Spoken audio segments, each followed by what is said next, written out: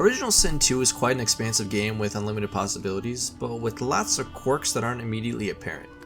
Here's some stuff I wish I knew when I first started out with the game. I've got timestamps for each thing if you just want to skip around. Enjoy.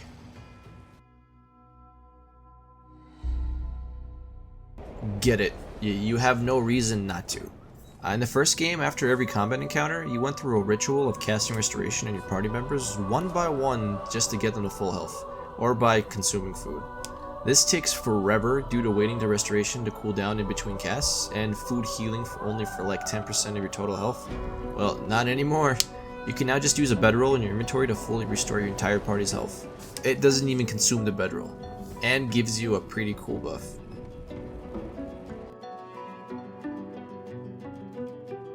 You can press the Alt button to highlight anything that you can pick up on the ground in your general area. If the items are red, then the action is considered as stealing. If you press shift, you can highlight the enemy sight cones as though if you're sneaking, so you don't actually have to be sneaking to see this. A dark red is where a person is currently looking at, and a light red is the area a person will notice if something is stolen off the ground, and will catch you if you remain in the area.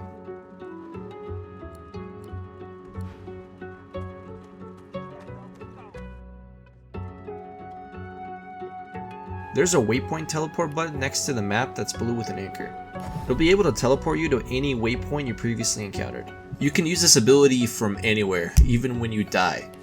If you're stuck in a fight and at least one of your characters gets out alive, you can have the rest of your team teleport while they're dead and resurrect them again where it's actually safe to replan.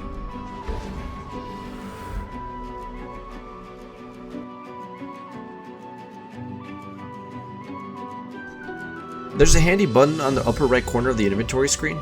If you press it, it will sort every item you have across all members of your party. You can choose attributes to sort by, such as value and weight of the items. It's especially handy if you don't know why you're encumbered and realize you've been carrying a barrel weighing 60 pounds. Another cool way to manage your inventory is just to get multiple backpacks. Fill one of them with crafting ingredients. Next time you come across the ingredient again, it will go straight to the bag and not clutter your inventory. You can also put your bag in your hotbar. This is particularly useful for mages or rangers as you can put all your arrows or scrolls in the bag, then quickly see all of them with one click without actually cluttering the rest of the hotbar.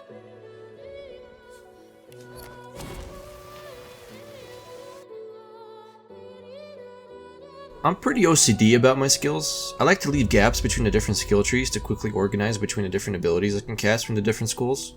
The problem is, even if you lock your skill bar, grenades, arrows, and scrolls that you pick up still like to fill the slots and you have to reorganize the entire thing again. Well, not anymore. Simply switch to a different skill bar, then fill your abilities there. When you pick up an item now, it will go to the first hotbar and not crowd the one you just made. This does not work so well with Polymorph, as more abilities are a two-part, where you gain an ability after casting the transformation spell. You'll have to go back to the first skill bar to cast the second part. Other than that, it works just fine.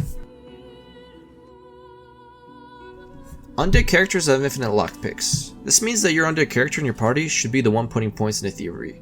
This makes it so you can sell any lockpick you come across for some extra moolah to buy that skill book you've always wanted. Undead characters are also healed off of poison and damage by healing spells. This is important because I've had multiple situations when I was dying as an undead character where a friend of mine healed me and that all he did is damage me. I proceeded to call him names that are analogous to your mother, and during my turn try to heal myself using health bot only just to kill myself. We don't talk about those moments. If you're facing an undead, you yourself can cast healing on them. This does a lot of damage, will probably put the combat in your favor.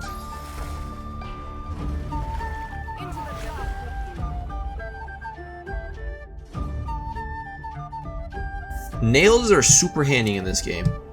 If you combine nails with a repair hammer, you will get 4 lockpicks without actually breaking the hammer.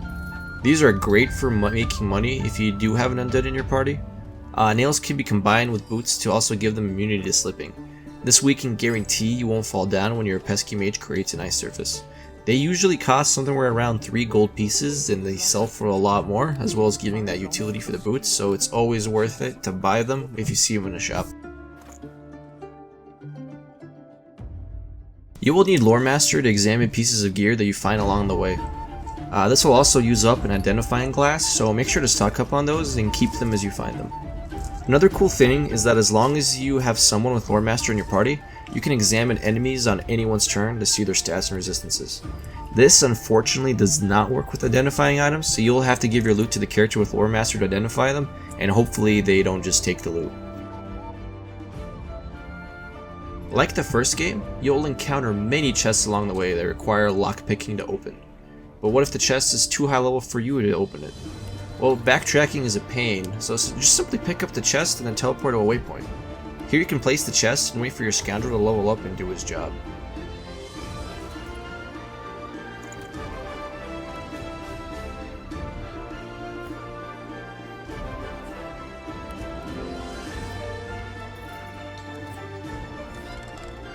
Another thing you can do with the chest is to stack as many items in it to give it more weight. The heavier the chest is, the more damage it will do to enemies. If you have telekinesis in your party, you can actually move the chest around with you or just teleport it. You can get to a point where you can one-shot most enemies by throwing this chest at them.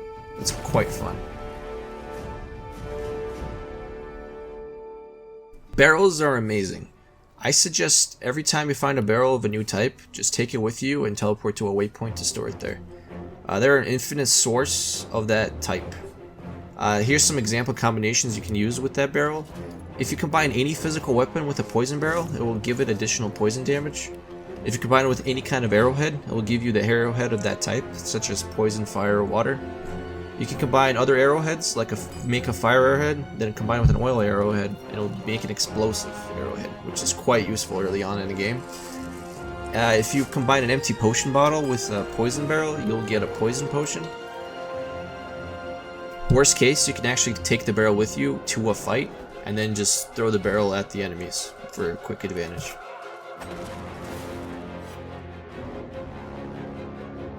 You'll stumble upon runes early on in the game. At first I thought they were super amazing with the provided stats that they give, but realized they only give the stats that depend on what piece of armor or weapon that they're attached to. So I hoarded them to use when I had better gear.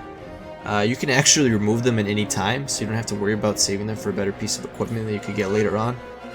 I felt really stupid after finding that out.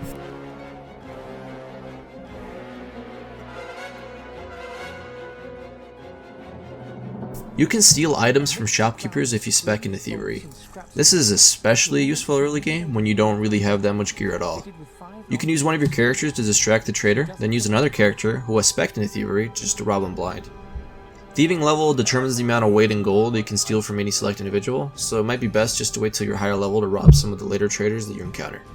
This really helps early game, like I said before, if you're playing on tactician mode especially, so you do not have to go into a fight with only a broom in your hands. One character can steal from one NPC one time. If you find an item that gives you points to thievery, you can actually give it to all of your characters in your party and cycle stealing from them, just to give yourself a boost of wealth. Teleportation is an extremely useful skill. Not only does it provide you a way to teleport pesky enemies away from you, potentially saving your character's or your teammate's life, but it also has some interesting uses out of combat. For example, you can teleport yourself to areas you wouldn't actually normally be able to access and find some amazing gear and secrets. See a chest that's too far away? Just teleport and reach. Do you not have a person with teleport in your party? Well, there's a quest early on in the game which you can get an item called the Gloves of Teleportation, and guess what they do? Just talk to Gawain and try to roleplay as the Crocodile Hunter. There's a particularly useful ring you can get early on called Mido's Ring. What it does is give you the skill Restoration even if you do not have a point in the Hydra's Fist School.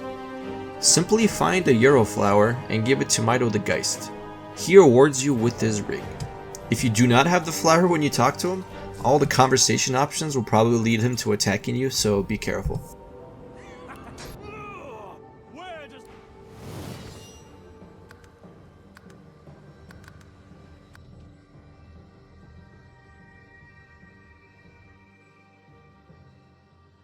Did you screw up your build, or simply do not like your character at all?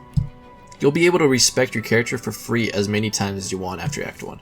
So don't worry, you will be able to adjust it later on. So here's 5 more quick hits that really do not need much explanation. You can delay your turn if you want your enemies to move first.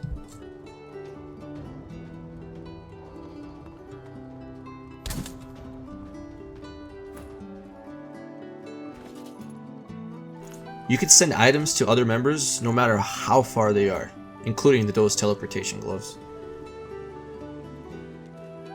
You can summon your incarnates before the battle starts, so you don't have to waste EP to do so in combat. This also applies to buffs, as well as skills that use up a lot of AP.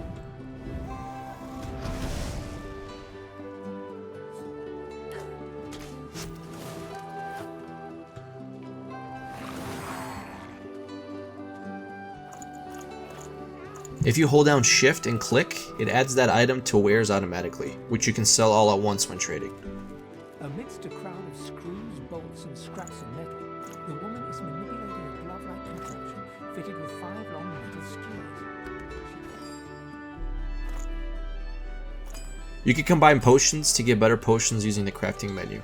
Like 2 minor potions will make a medium potion, and so on.